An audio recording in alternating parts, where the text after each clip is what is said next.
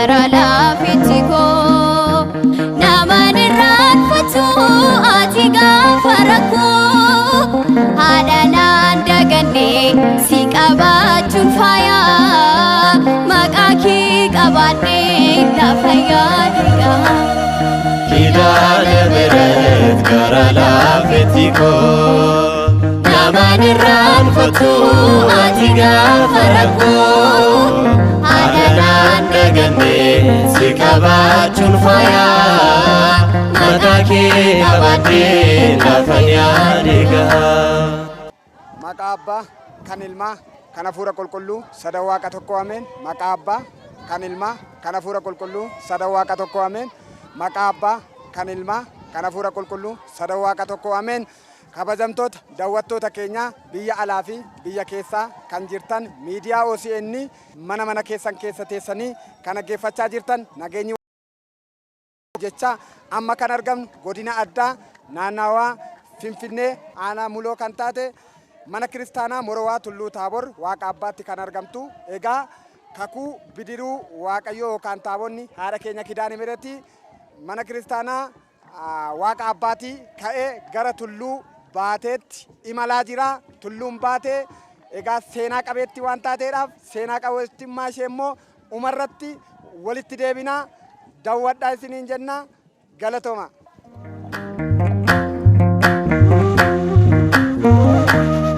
Kidana beret gara lafitiko naman irraanfatu ati gaafa rakkoo haadhaan daganne si qabaachuun faayaa maqaa kee qabaadhee lafa yaadudha.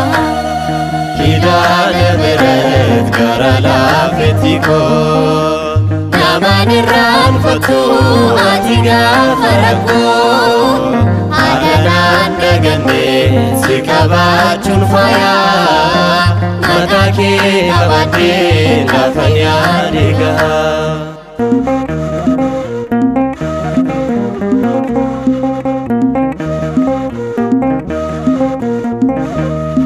Waa'ee kee himaa gocha kee himaa gaarummaa kee himaa yaa Yesuus isa jaallatamaa Amaanu'eel fayyisaa ilmaan namaa yaa Yesuus isa jaallatamaa Amaanu'eel fayyisaa ilmaan namaa. Waa'ee kee himaa gocha kee himaa gaarummaa kee himaa waa'ee kee himaa gocha kee himaa gaarummaa kee himaa yaa Yesuus isa jaallatamaa Amaanu'eel fayyisaa ilmaan namaa yaa Yesuus isa jaallatamaa Amaanu'eel fayyisaa ilmaan namaa. Maqaa Abbaa kan Ilmaa kan Hafuura Qulqulluu Sadee Waaqayyo tokko አሜን። የተወደዳችሁ የልዑል እግዚአብሔር ቤተሰቦች የእመቤታችን የቅድስት ድንግል ማርያም የአደራ ልጆች ክቡር አባታችን ቆሞስ ባይታዊ አባ ገብረ ሚካኤል ሊቀ ካህን ቀሲስ ተስፉ ወንድሙ የሙሎ ወረዳ ቤተ ክህነት ዋና ኃላፊ ሊቀ ስዩማን ቀሲስ ዋሲሁን የጠቅላይ ቤተ ክህነት ሊቃውንት ጉባኤ ክፍል ቀሲስ በትሩ አሰፋ የዚህ የታላቁ የመረዋ ደብረ ታቦር ቅዱስ እግዚአብሔር አብ ቤተ ክርስቲያን ዋና አስተዳዳሪ ወንድማችን መምህር ዘማሪ ዲያቆን ጀቤሳ ለማዮ የሙሎ ወረዳ የቤተ ክህነቱ የሰንበት ትምህርት ቤት ማደራጃ ዋና ኃላፊ የተከበራችሁ የልዑል እግዚአብሔር ቤተሰቦች ሊቃውንተ ቤተ ክርስቲያን አባቶች ካህናት መምህራን ለተልእኮ ምስጢርን የምትፋጠኑ ዲያቆናት ዘማሪያን ሰባኪያነ ወንጌል እንዲሁም በደብሩ ላይ የተቆማችሁ የማህበራት ክፍል ሁላችሁም አባቶች እናቶች ወንድሞች እህቶች የመንግስተ ሰማያት ምሳሌ የሆናችሁ ሕፃናት ጭምር የአካባቢ ነዋሪዎች ሁላችሁም በአያሉ በልዑል እግዚአብሔር ፍጹም የሰላምታ ቃል ሰላም እላችኋለሁ። እንደምን አደራችሁ? እንደምን እስከዚህ ሰዓት ደረሳችሁ? እንደምን ሰነበታችሁ? አሜን። አምላካችን መድኃኒታችን ኢየሱስ ክርስቶስ ልዑለ ባሕርይ የሆነው ሁለም አሜን ብለን የምናመሰግነው እኛ ሳንፈቅድ እርሱ ፈቅዶ እኛ ሳንፈልግ እርሱ ፈልጎ ከያለንበት ስፍራ ከወደቅንበት ዓለም ለይቶ በሰገነት ላይ ያሰባሰበን የአባቶቻችን አምላክ እግዚአብሔር ስሙ የተመሰገነና የተወደሰ ይሁንልን። waaqayyo gooftan lafa jirurraati kaasee lafa duuni keessatti baay'atee fi lafti cubbuun keessa jiru sana keessa yoo jiraanneyyuu arjummaaf jaalala isaatiin kaasee mana qulqullummaa isaa keessatti ka walitti nu qabate guyyaa har'aa kana namoota baay'ee jiran keessa baay'eenoo nu biraa darbanuu jiraattota taasisee mana isaa keessatti walitti kan nu qabate kabajni ulfinni teessoo isaa Ariyaam irratti isaaf yaa ta'u. haadha yeroo rakkinaa gonfoo qulqullootaa obboleettii ergamootaa haadha saba hundumaa haati keenya qulqulleettii dubaroo Maariyaam baattee kan godaante deessee kan nuuf laatte barahaa Gibxii keessa rakkoo hedduu kan waliin agarte haati keenya qulqulleettii dubaroo Maariyaam kennaaf fannoo jalaa kabajni ulfinni isheedhaaf yaa ta'u. ergamoota waaqayyoo toloota qulqulloota isaa wareegamtoota isaa akka kabajaaf ulfina waaqayyo gooftan isaaniif kennitittiin kabajni ulfinni hunduma isaaniitiif haa ta'u jedha waaqayyoon galateeffadha. waaqayyo gooftan waa hunduma isaa dabarsee ji'ootaan jijjiiree guyyaa guyyaan dabarsee baga guyyaa kabajamtuu garbummaa jalaa itti baanee guyyaa ifaa kanaan baga sin ga'e. baga kabaja hayyaana haadha keenya qulqulleettii kidaana miratiitti sin ga'e. ilil jedhaati haadha keenyaaf galata galchaafi. egaa bara darbe yeroo kana hundi keenyaa dhiphannee lafa kanarratti taabota baasuu miti namni iddoo kana dhufee tajaajila geggeessuun waadaa haadha keenyaaf galame lafa kanatti ittiin geggeessuun carraa hin danda'amne keessa yoo turreyyuu har'a garuu waa hundumti isaa raawwatee fedha haadha keenya qulqulleettii waadaa fayyinaa ta'ee lafa eebbifamaa lafa manni ishee irratti ijaaramu irratti walitti qabamneerra waaqayyo gooftaa isaasitti walitti nu qabe kabajaa ulfina ookubaan isaaf yaa ta'u. egaa akka eeyyamaa fi fedha waaqayyootittiin sagantaa keenya ni jalqabnaati. sagantaan keenya kanatti aanee jiru abbootiin mana amantaa beektonni keenya faarsaa yookaan sagalee yeedaloo yaadeen kan nu dhageessisan ta'u. ከዚህ በመቀጠል አባቶቻችን ሊቃውንተ ቤተ ክርስቲያን ያሬዳዊ ዜማን የሚያቀርቡልን ይሆናል። ቀጥታ ወደ አባቶቻችን ወስዳቸዋለሁ። እግዚአብሔር አምላክ ከሁላችን ጋር ይሁን። አዳዊ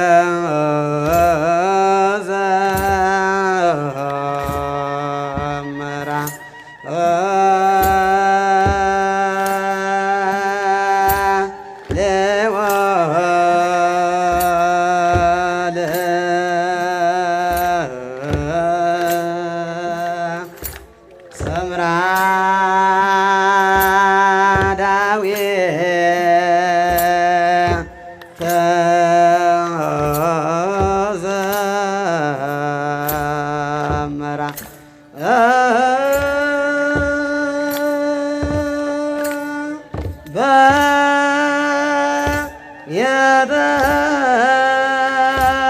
መቅደስ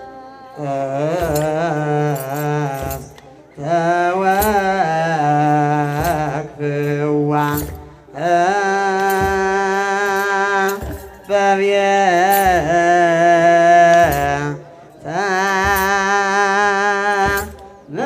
መቅደስ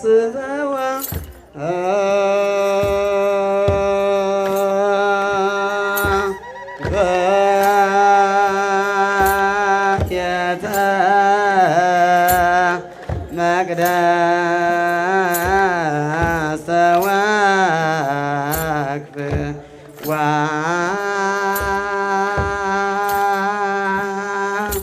ለቤተ መቅደስ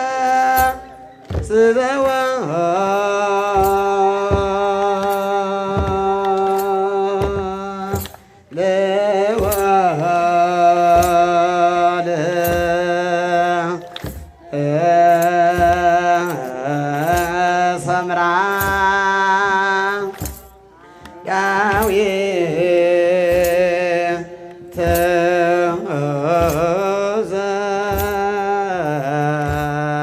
ዘመራ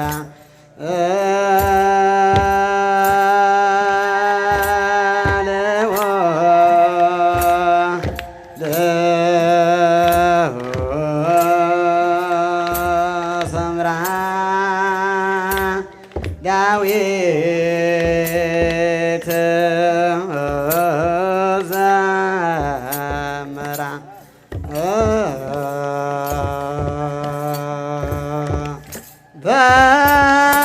በቤተ መቅደስ ተወክፍዋ በቤተ መቅደስ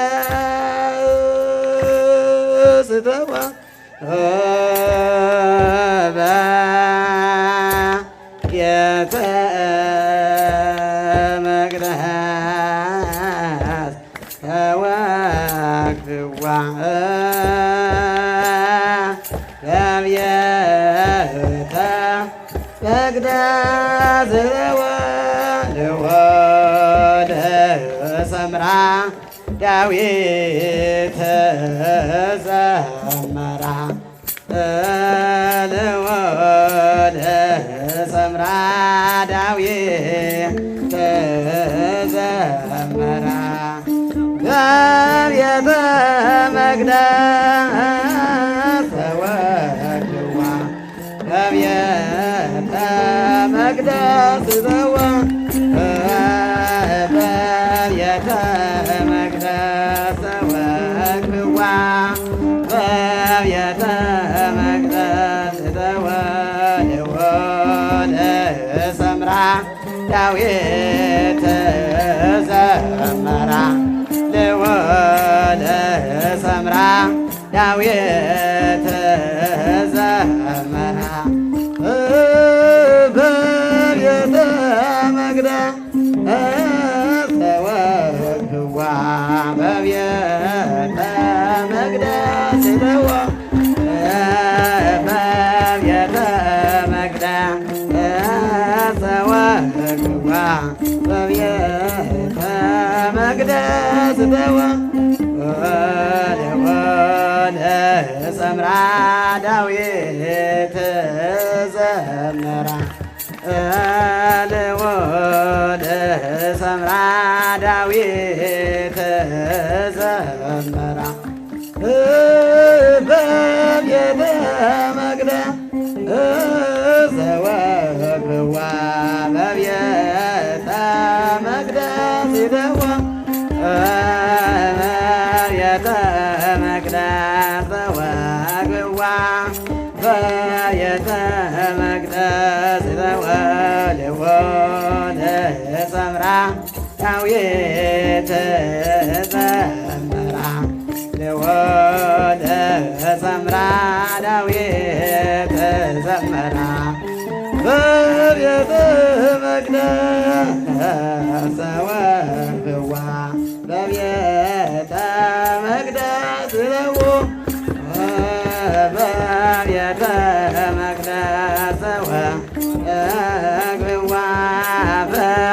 ቤተ መቅደስ ተወልዎ ለሰምራ ዳዊት ዘመራ ወደ ሰምራ ዳዊት ዘመራ በቤተ መቅደስ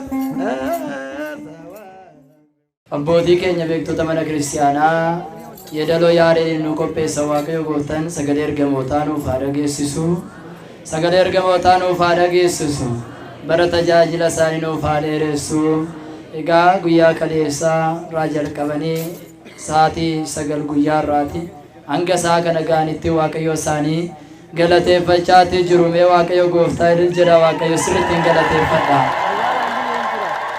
irra deebi'aati sirriitti galiitii sagalee keessanii dhaga'amu sadi guutaadha. በስመ አብ ወወልድ ወመንፈስ ቅዱስ አሐዱ አምላክ አሜን። bakkuma jirtanii mee maqaa Waaqayyoo waamaa maqaa Abbaa maqaa Ilmaa maqaa Hafuura Qulqulluu sadan waaqayyo tokko ameen. Mee jedhaa ergamaan dukkanaa gubatu seexanna raafamu maqaa Abbaa maqaa Ilmaa maqaa Hafuura Qulqulluu sadan waaqa tokko ameen. Hayyoota mana kiristaanaa abbootii lubootaa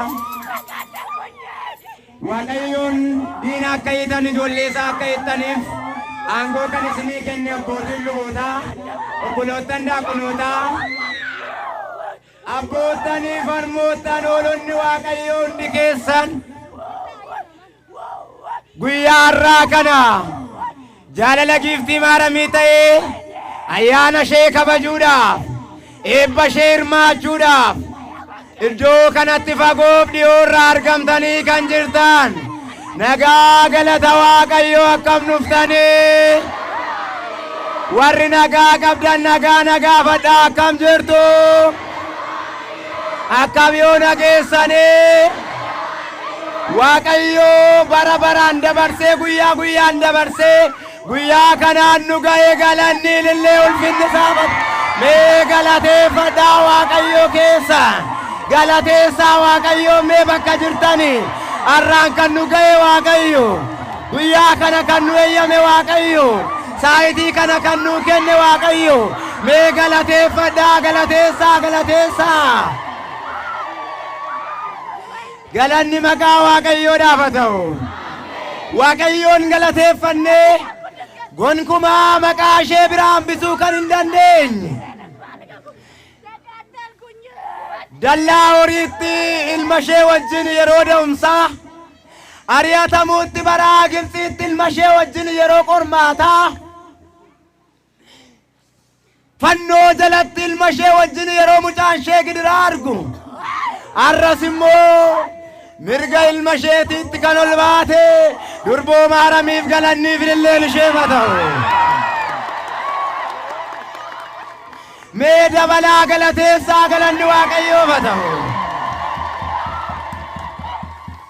Egaa gabaabsinee seenaa guyyaa har'aa walii wajjin ilaalla. Mee bakkuma dhaabattan dhaabadhaatii sagaleen jedhu na duukaa jedha. Dhaloota amma dhaloota hundumaatti. Mee jedhaa mee dhaloota amma dhaloota hundumaatti. Maqaan kee ulfinaan akka yaadatamu nan taasisaa. Mee sagalee keessan baasaa jedhaa dhaloota amma dhaloota hundumaatti. Maqaan kee ulfinaan akka yaadatamu nan taasisaa. Maaliin akka yaadatamu mee galata kennaa fi galanni ulfinni haadha waaqayyoof haa ta'u. Faarsaa Daawit 45 lakkoofsa 17. Faarsaa Daawit 45 lakkoofsa 17. Dhaloota hamma dhaloota hundumaatti maqaan kee ulfinaan yaadatamaa jedhe har'a durboo maaramii ulfina ishee yaadachuun walitti qabamnee irra galateeffadhu. Egaan ijoollee Waaqayyoo Daawit garbichi Waaqayyoo Daawit Waaqayyo isaa kan jaallatu Daawit Waaqayyoo akkas kan ittiin jedhe Daawit nama akka laphee koo nama akka maal koo nama akka maal koo laphee Waaqayyootti kan fakkeeffame laphee Waaqayyo Daawit nama akka laphee kooti jedhee kan isa jaje Daawit sagalee kana dubbata sagalee kana yeroo dubbatu akkas jedha yaa intala koo gurra kee gara kootti qabi na dhaggeeffadhu mana abbaa kee dagadhu mootichi miidhagina kee filateeroo eenyummaa kee filateeroo jedheeti waa'ee giftii keenya maaramii dubbata yeroo kana dhaqee 45 lakkoofsa 17 gubbaatti maal jedha dhaloota amma dhaloota hundumaatti jedha dhaloota gabaabduu hin jenne dhaloota muraasa biratti hin jenne dhaloota amma dhaloota hundumaatti maqaa kee ulfinaan yaadatama jedhamee Waaqayyoof galata kenna.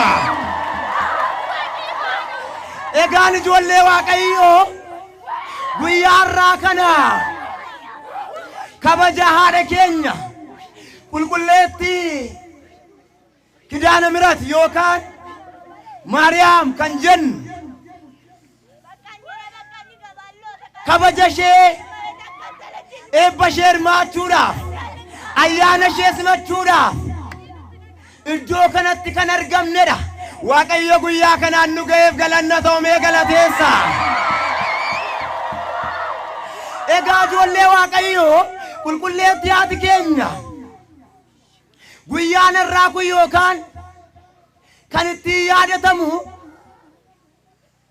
filchataa ishee yookaan tsooma ishee jennee kan waamnu bartoonni gooftaa keenya Iyesuus Kiristoos kan tsooman xirri 21 guyyaa boqonnaa isheetii yeroo isheen boqottutti haati keenya dubaroon Maariyaam mana Yohaannisiin fannoo jalatti akkuma gaafa dhiphinaa sana Yohaannisiif kennamte mana Yohaannisitti gaafa boqottu bartoonni Yohaannis faa reeffa giftii keenya maaramii kana awwaallachuudhaaf fudhatanii utuu gara awwaalaatti akkuma mucaan namaa gaafa wal bukkeetii boqonnu gaafa foonni keenya walirraa adda baatu reeffa walii baannee gara awwaalaatti wal geessinu bartoonni gooftaa keenya Yesuus Kiristoos Yohaannis faa imimmaan isaanii roorsaa reeffa giftii keenya maaramii fudhatanii gara awwaalaatti utuu isaan deemaa jiranii Hayyuudonni Fariisonni akkas jedhani mucaan ishee du'aa ka'e jedhanii ammarraatti dubbachaa jiru ilmi ishee du'aa ka'eera akkuma ilma isheetii isheenis immoo du'aa hin kaati waan ta'eef du'aa maal taati waan ta'eef du'aan kaati waan ta'eef kanaafi reeffi ishee kun awwaalamuun qabu gubuu qabnaa jedhaniiti dhaqanii reeffa giftii keenya maaramii bartoota harkaa fudhanii gubuuf ka'anii yeroo kana Waaqayyo ergamoota isaa samiirraa ergee ergamoonni Waaqayyo dhufanii harka namicha reeffa maaramii fuudhee gubuuf ka'ee gaafatti kutanii qulqulleettiin haati keenya dubaroon Maariyaam ijoollee Waaqayyo maal gooti utuu isaan bu'aa jiranii jarri reeffa ishee gubuudhaaf dhufaniiru ergamaan Waaqayyo immoo dhufee harka warra reeffa ishee gubuuf ka'e kanaa kuteera yeroo kana sila reeffa baatanii deemaa jiru. Durboon Maariyaam akkas jetteeni. Phexros harka mucaatti citee kana harka saameetti deebisette galanni ulfinni Waaqa qulqullootaa raafate. Egaan ijoollee Waaqayyoo gooftaan keenya fayyisaan keenya Yesuus Kiristoos ofii isaati qaraaniyoo fannoo gubbaatti gaafanuuf anaaf isiniif jedhee du'a simate sana Yoosefiif Niqoodimoos awwaaluuf kafanuudhaaf fannoo irraa gadi buusanii yeroo isaan kafanuuf jedhan sila du'aadha jedhanii fannoo irraa buusaniiru. Yeroo isaan kafanaaf jedhan garuu akkas jedheen Yoosef Niqoodimoos akkuma nama du'aatti kan jettanii na kafantuutti jedhe. Akkuma Kiristoos utuu isaan du'aa kafanuuf jenna jedhanii dubbate giiftiin Maariyaamis utuu isaanii reeffa ishee gubna jechaa jiranii dubbatte galanni ulfinni ishee raawwatu. Egaa yeroo kana booda ergamaan Waaqayyoo reeffa qulqulleetti giiftii keenya Maariyaamii kana ergamoonni fuudhanii muka jireenyaa gannata dhaqanii boqochiisan. Yeroo kana Yohaannis mul'ataan argeetu akkas jedhee lallabuu jalqabe. Haati keenya dubaroon Maariyaamii gannata keessaa muka jireenyaa jala ergamoonni ishee kaaniiru jedhee gaafa inni dubbatu bartoonni akkas jedhan egaa'oo sittoo mul'atte nuuf maaf hin mul'attu jedhaniiti soomaaf kadhata jalqabanii jedha galanni ulfinni Waaqayyoo raafata. Egaa sooma filchataa kana wangeela irra jira moo jiru bartootatu soome qulqullootatu soome. Yeroo kana gaafa isaan sooma kana jalqabanii sooma lammaffaa jalqabanii utuu isaan soomaa jiranii ijoollee Waaqayyoon boo'icha isaanii wawwaannaa isaanii gadda isaanii argeeti Waaqayyo maal godhe reeffa giiftii keenya dubaroo Maariyaamii guyyaa gaafa 14 ergamoonni dhaqanii akkatti kennan taasise galanni ulfinni Waaqa qulqullootaa raafate. Maaloo galateessaa Waaqayyo kana hojiinsaa ajaa'ibsiisan. Gaafa ergamoonni Waaqayyoo reeffa giiftii keenya Maariyaamii kana dhaqanii deebisanii gaafa isaan dhaqanii itti kennanii Yohaannis bartoonni ijoollee Waaqayyoo imimmaan isaanii roobsaa dhaqanii gammadaniif reeffa ishee guyyaa 14 gannata keessa ture akka waan reefuu lubbuun keessaa ba'eetti utuun tortorin utuun ajaayin utuu shittaallatin hamma waan reefuu duute fakkaate bultii 14 booddee dhufee harka bartootaatti kenname galanni ulfinni Waaqayyo. Arra ijoollee Waaqayyoo dhaloonni addunyaa kana akkas jedha haniin Maariyaamiin tokko inni du'ee utuu isaatiin jaan ta'ini shittaan keenya kan nama ofirraa fageessudha. Du'aa keenya miti utuu midhaan hin nyaatin halkan 2-3 yoo bulle foonii keenyaaf namni nuti jedhee nagaan hin gaafatu. Giiftiin Maariyaam garuu fooniif lubbuun gadda baateeyyuu bultii 14 guutuu gannata hedeen jiraatte galanni maqaa Waaqayyoo. Foonni mucaa namaa kamillee hin tortora kan dubaroo garuu tortoratti sin laatamne hin tortoru si galanni ulfinni Waaqayyo. Kanaaf dhaloonni akkas jedha Maariyaamiin nama foonii akka kootiiti miti jedha of tuulummaadhaan lakki miti tokko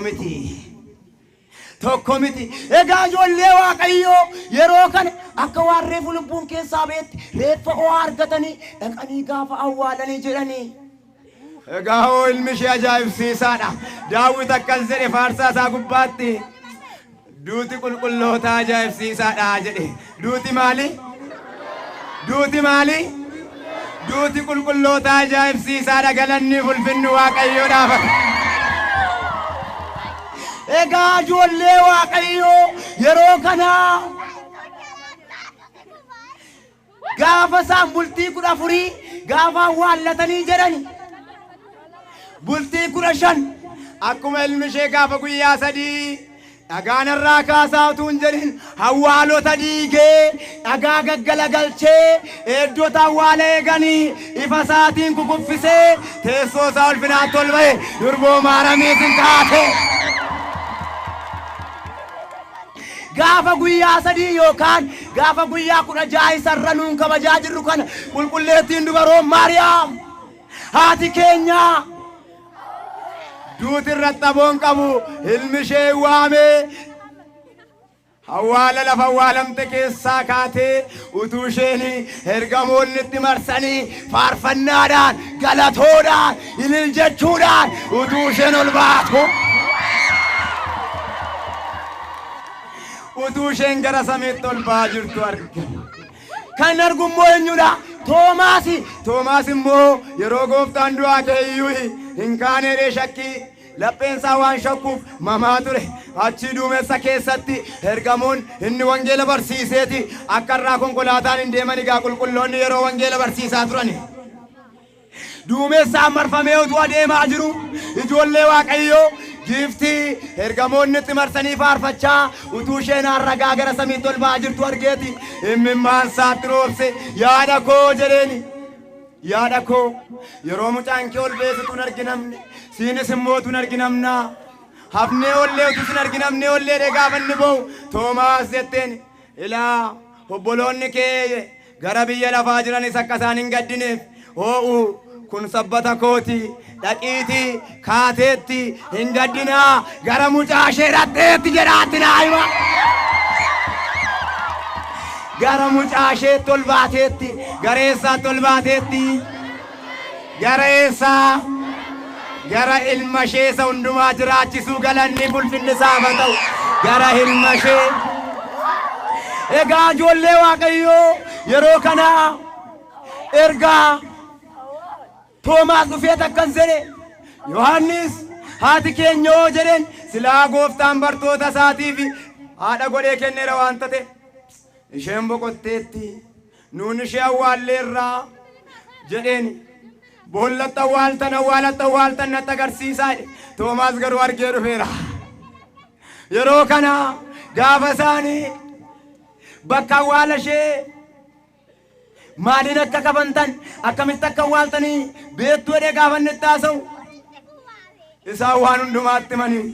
Yohaannis egaa hoodhe isheen duumessa keessatti ergamootitti marsanii galateeffachaa faarfachaa ol baateetti kunoo ani itti boonyaani kafana ishee natti laatteetti jedhe galanni ulfinni Waaqayyoo. Ilaalaa ijoollee Waaqayyoo arra dhaloonni keenya barri keenya nuti keessa jirru kan dhaloota haadha Waaqayyoo waa'ee haadhummaa ishee fi waa'een ulfinni ishee rakkisaa jiru. Ilaalaa dhaloota anuu maaramiin nama foonii akka kootitti jedhee lallabu jira bara keenya.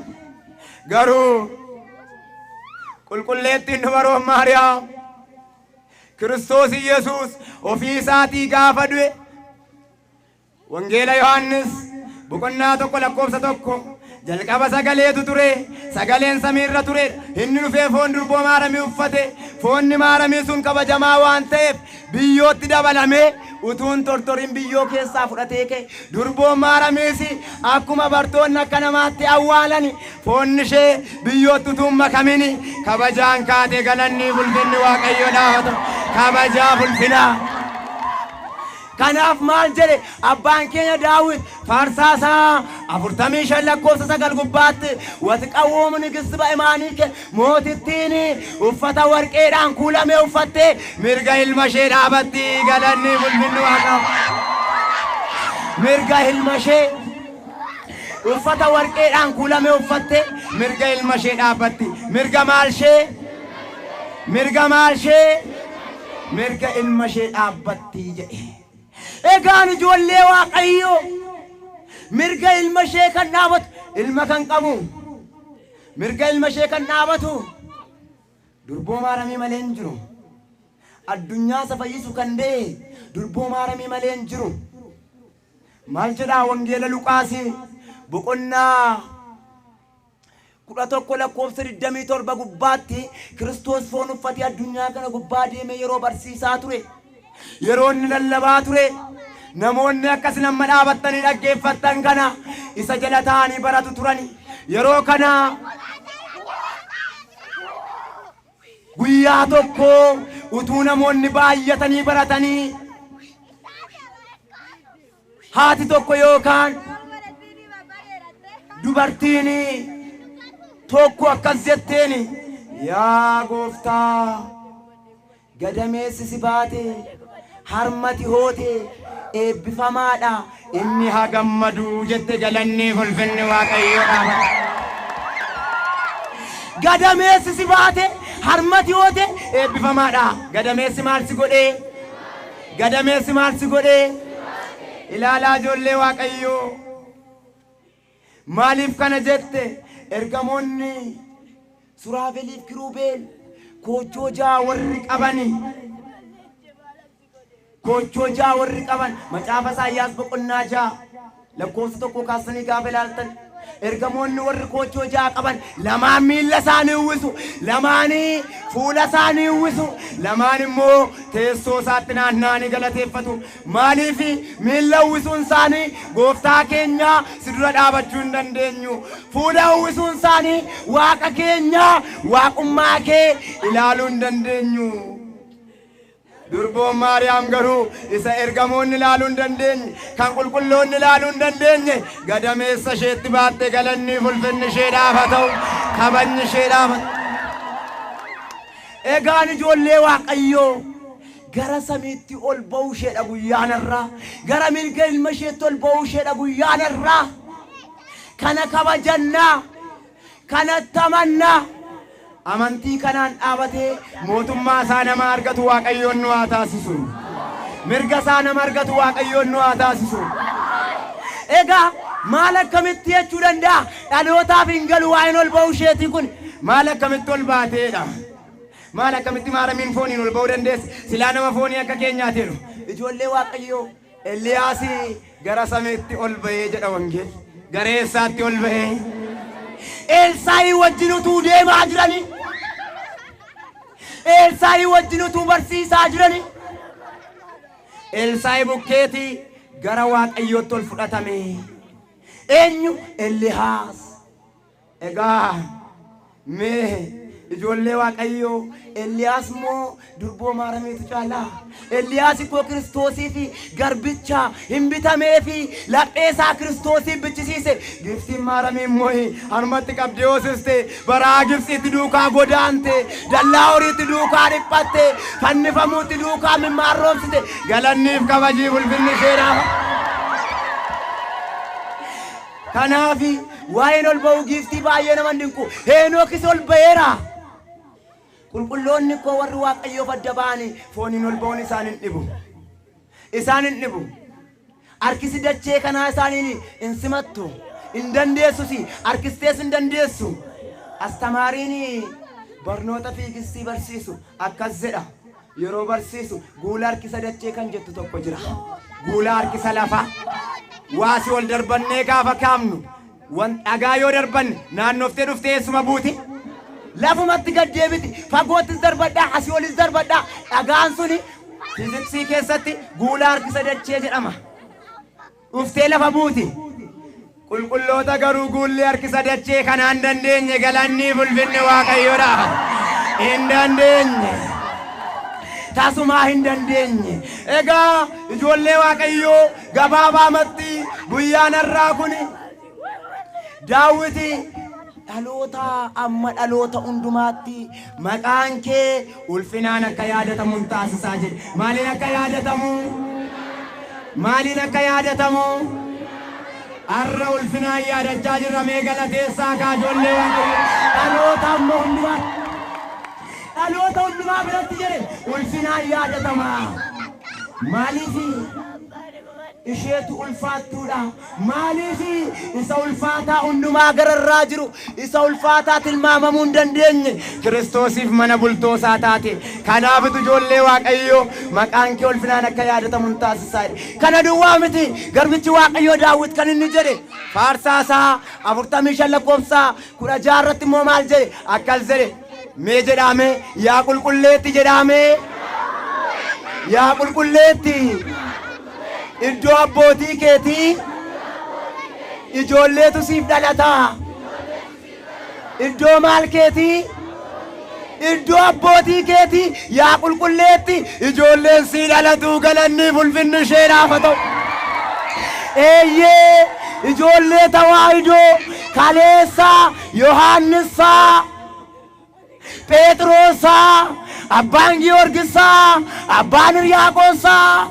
Abbaan Inxoosaa, Abbaan Maqaadisaa, qulqulluun Abbaa Taklaa Hayimaanootsaa ulfina ishee dubbachaa turani. Iddoo abbootii keetii yaa qulqulleetti ijoollee sii dhalata. Dhaloonni har'aa ishee faarfannamee galateeffadhaa galanni isheedha.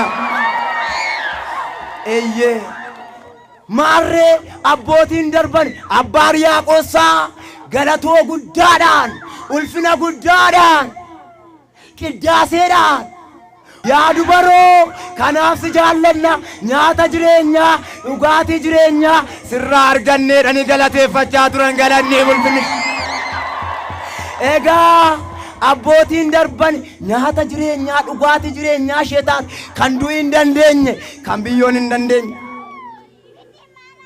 durboo maaramii galateeffachaa turan kanaaf Daawit maal jedhe iddoo abbootii keetii ijoolleetu siif dhalataa jedhe maaltu siif dhalataa maaltu siif dhalataa adaraa ijoollee Waaqayyoo yaa dhaloota irra jirru bultoo Kiristoosiif kabajaa laannu bultoo Kiristoosiin jaallannu bultoo Kiristoosiif ulfina laannu eeyyee eenyu kan hin dandeenye kan danda'e isheedha eenyu kan hin baanne kan baate isheedha kanaaf ijoollee Waaqayyoo ulfina sanaan nus immoo ittiin eebbifamnee kabajamnee mirga isaa akka argannu Waaqayyoon nu haa taasisu.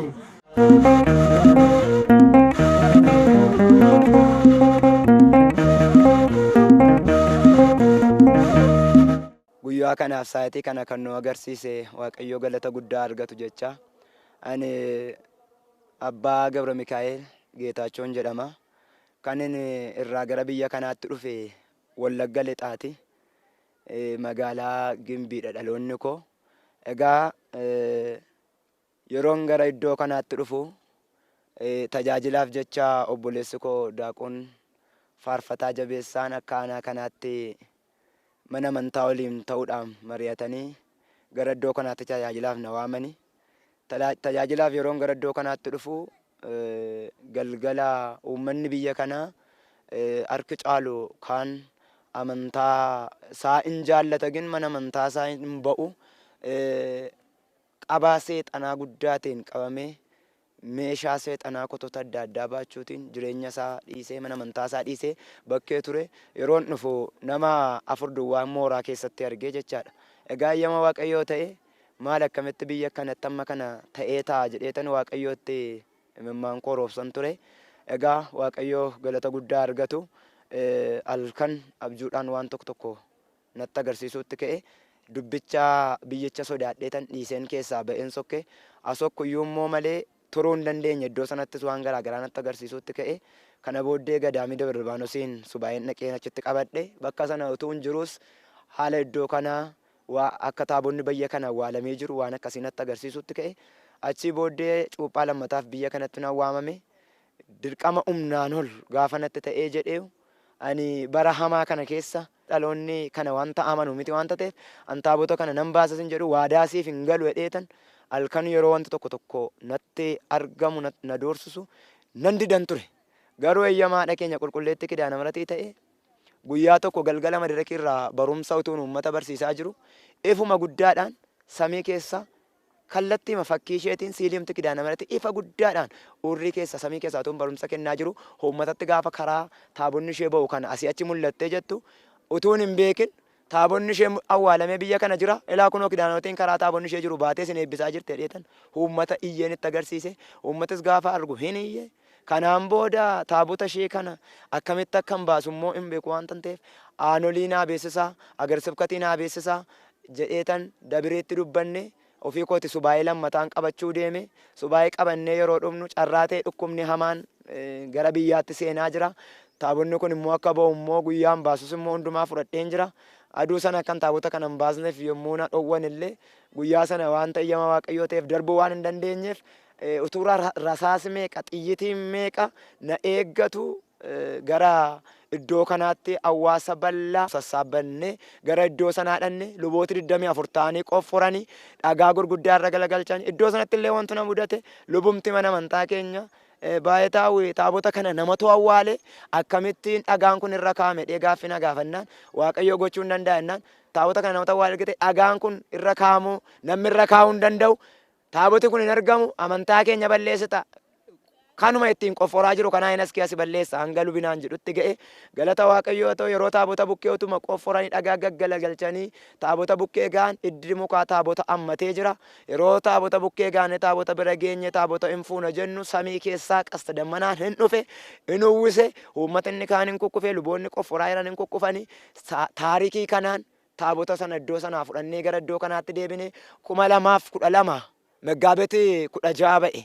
Kan ati waaqayyoo samii keessaan bifa dhugaatiin mul'attee suuraa isaa namoonni kakkaafatan illee amma jiru immoo Meggaabeet 15 galgalaa jechaadha. Egaa taabonni kun waggaan achi keessa ture waggaa 99 awwaalamee kan ture jechaadha. Waggaa 99 awwaalamee ture.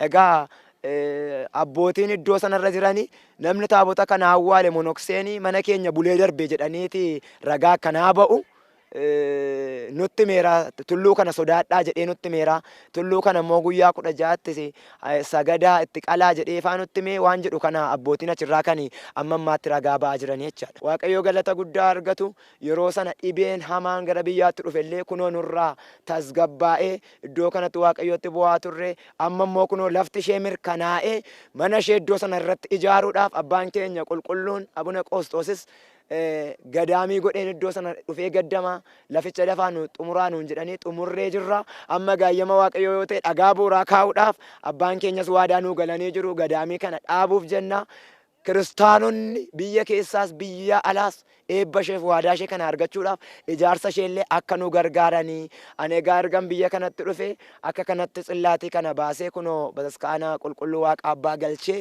addana kaa'eetan jira. Seenaan isaa gabaabinumaan kanumadha. Maqaan kiyyaa Guutaa Asfaan jedhama. Abbaa lafaa warri lafti kun warra kiyyaati. Bakki numarra amma jirru kun Tulluu Baatee jedhama. Baatee Qorichaa jedhama. Baatee Qoricha Jaatanee Garjee jedhama. Ani garuu qorichi suni akaakayyuu kiyya. Akaakayyuu kiyyaa tulluu kanarratti korma qalaa ture. Tulluu kanarratti korma kalaa ture ergas immooyyuu erga isaan darbanii taraa taraadhaan dhufnee itti dabarree nuti amma nama tokko wajjiniin korma kana asirratti qalaa jirra. Bakkeen nuyi kormatti qalluu fi bakkeen taabonni kuni ba'e wal bira amma bakkeen kormatti qallu amma kaakileen keenya qorichi Jaatanee suni korma hin qalaa korma qalee raawwatee bakkee taabonni kuni ba'e kana dhagaan tokko hin jira akka hirkootitti jira bakka san ta'a. Amma bakkuma sanii gadi taabonni kuni ba'e bakka qorichi taa'u sanii gadi taabonni kuni barreen gaddaa bara 2012 Maggaabitii aduu 16 ba'e. Maaliif achirratti gizee taabonni kuni ba'u fatanaa guddaan nu aggaadhame. Fatanaa sunis maali? Taabonni kun akkamitti achi jiraatee achi ba'ee akkamitti maaliif tulluun kunis immoo annama biraatii jedhameeti baay'ee tokko fatanaa guddaan nu aggaadhamee jira. Fatanaa sanis immooyyuu akkuma ta'etti bakka hundaa deemnee keecha dabarree amma lafti kun asitti nu eeyyamamee bakkeen abdaarii kormatti qallu sun achitti garasitti nu kallalame bakkeen immoo taabonni dhaabbatus asitti garanatti deebi'ee nu kennine amma warri lafa kana kennine beenyan hojjetame lafa kana tolaan kaaree 200 Ambeenyaan hojjetamee malee kaaree 200 kennine taabonni kun akkasitti deebi'ee nu hojjetamu jenneet kanaan taabota kana akkasitti nu deebi'u jennee kanaan xumuranne amma kino. Maqaan kiyya Fiqaaduu Ayyalaan jedhama. Gaheen hojii kiyyaa immoo itti aanaa bulchaa mana amantaa Morowaa Dabra Taabor waradaa aanaa Mulooti. Dhimma kanarratti wanti bal'aan ani beeku maalinni duraan dursee abbaan keenya kun obboleessa keenya daaqoon faarfataa jabeessan akka nama cuubaniif akka nama barsiisaniif fidee ture. Egaa inni isaan fidee booda isaan asitti naannoo kanatti dhufanii nama cuubatii turanii jidduu keessaa naannoo kana taabonni hin jira. Iddoo isaa ta'u wallaalee.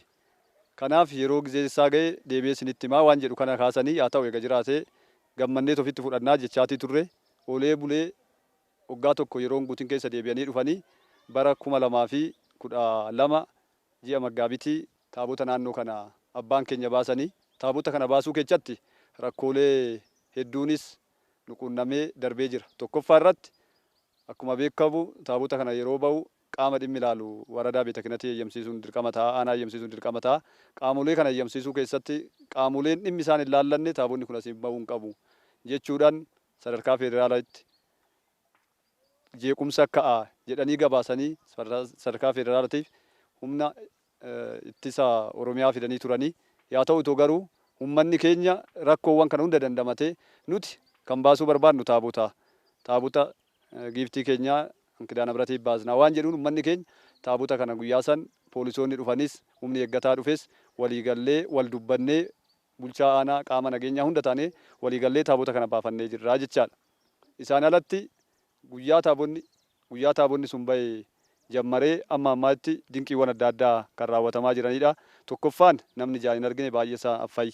HIVdhaan qabame affayi. Dandayiitii dadhabe dandayi. Namoonni hedduun taamiriin adda addaa yookiin ajaa'ibni adda addaa naannoo kanatti hojjetamee jira jechaadha. Isaan ala waa'ee tulluu baatee kanaatiin wal qabatee wanni jiru akkuma sila maanguddoonni naannoo kanaa obbo Guutaa Asfaa, obbo Tasfaayee Waaqayyaa amma kaasanitti maanguddoonni naannoo kanaa dur iddoo kanatti hin irreeffatu, hin qalatu. Yeroo qalatan sanitti sirna Atsee Minilik haa ta'u Hayila Sillaasee jidduu lamaan keessaa kana keessaa tokko isaati. Waraanni guddaan naannoo kanatti ka'ee ture. Akkuma beekamu namni dur daangaadhaan wal waraanuun isaa saba tokkos ta'u wal waraanuun hin hafne iyyuu ture. Yeroo sanitti namni naannoo kana bulche abbaan tulluu kanaa baatee qorichaatii fi warri maccaa wal dhabanii turanii sababa isaatis bal'inaan wallaalee. Isaanis yeroo sanitti jarri dhufee waggaa naannoo kana ga'u yaa baate ana jarri kun nama mo'atee boroofni sitti haa galuu waan jedhu kana kadhannaa gaggeessee isaan dhufanii naannoo tulluu diimtuu lafa diddiimtuu jedhan tana waggaa ga'anii jarri sun eeboon isaanii xallaaduu gaachanni isaanii immoo koboota ta'ee jara san mo'atanii akka deebi'an seenaa tulluu kana nan beekaa. Kanaan alas abbaan keenya itti gaafatamaan godina Shawaa Kaabaa Salaalee Agara Sibkatii liqa Phaaphaasiin keenya yeroo baay'ee yeroo as dhufanii naannoo kanatti beeta kiristaanii ijaaruu qabdu. Lafti kun lafa beeta kiristaaniidhaa ta'u. Lafti kun lafa ulfaatu jedhanii yaada adda addaa kennanii turanii har'a yeroo isaa eeggatee kinoo taabonni waggaa bara 1913 yookiin waggaa 99 lafa keessa ture bara 2012 baatii Maggaabitii keessa bahee jechaadha. Maqaan koo Tasfaayee Waaqayyaan jedhama. Gandi koo asuma Muloo Qarsaadha jechaadha. Naannoo kanatti dabrii kana naannuma dabrii kanaati. Bootaan kun tulluu baatee jedhamee yaamamaa ture jechaadha. Tulluu baatee jedhamee yaamamaa ture karaa achaanuuni warra qorichaa jaatanii kan jedhamu tulluu kanatti gabbaraa kan turanidha. Amma bakki taabonni itti dhaabbatee fi bakki amma taabonni argame kun isuma jalaa kan argamedha jechaadha. Waggaa dheeraa garuu karaa olaanutti ani itti qalamaa ture koruma waan ta'eef karaa gadaanutti immoo taabonni kan jiru waan ta'eef oolee bulee gaafa guyyaa qanii gaafa barran gaddaa bara 2012 Maggaabitii gaafa guyyaa 16 taabonni achi jalaa argame jechuudha. Gaafa taabonni argamu wannoo guddaatu wanni qonnomeedha jechaadha. Iddoo kana keessatti taabonni akkamitti toora kana argame waan sobaatii waan jedhamu kana baay'ee kan qonnome yoo ta'u Waaqayyo guyyaa isaa eeggatee kan darbatiin warreen nu mormanis akkasumatti ishiin mo'attee naannoo kanatti warri zootaa naannoo kana jiran kaarii 200 natsaadhaan kennanii kaan immoo kaasaa fudhatanii bootaa kanarratti akka nu ajaaramu taa'ameetoo naannoo kanatti akka ajaaramu murkanaa'ee jira jechaadha. Kanaaf iddoo sanitti amma karaa achaanutti kan jiru kunii fi suni karaa achaanu ani itti gabbaramaa ture an karaa isaan immoo boota nama bataskaan itti dhaabbachaa jiru garagara jechaadha. Karra isaanu taabota akka ta'u karra achaanu immoo akkuma jedhame isaan akka aadaa Oromoo itti karra achaanu isarratti akka itti fayyadaman kan jedhamu kana mirkanaa'ee yeroo ammaa kana naannoo kanatti akka taabonni kun ijaaramu uummannis kaka'umsa guddaadhaan yaa'u kutannoo adda addaa waan qabuuf darbatiin isheenis gaafa guyyaa qaniishi mo'attee boota kanatti akka taabonni kun ijaaramu taasisamee jira jechuudha. Kabajamtoota daawwattoota dhaggeeffattoota keenya egaa sagantaa turtii keenyaa hamma kana kan turre waa'ee baatee waa'ee tulluu baatees daawwattanii jirtu seenaa abbaa keenyaa abbaa Gabra Mikaa'el Geetaachos egaa dhageessaniitu jirtu akkamitti akka dhufan alataa Wallagga dhiyaa gimbiirra turanii gimbiirraatii immoo fedha waaqayyooti gara bakka kanaa dhufanii gara tulluu baatee kanaa dhufanii kakuu waaqayyoo nuuf baasanii kanarra turre sagantaa kana guyyaan keenyi guyyaan turtii guyyaa kana seenaa guddaa kan raawwate kiristaanonni hundumtuu kan itti gammadee abbootiin illee baay'ataawwanni afaan isaaniitiin akkaataa kanaan sirna qiddaasee afaan Oromoon illee bakka kana waaqa abbaa dhufanii qiddaaseen akka gaggeeffamullee imaanaa guddaa kan taphatanii uummanni gurra isaaniitiin kan dhaga'ullee imaanaa guddaa turre qophiin keenyi miidiyaa OCN itti fufuu isaan faana daawwannaa gaarii turtii gaarii. Idana meret gara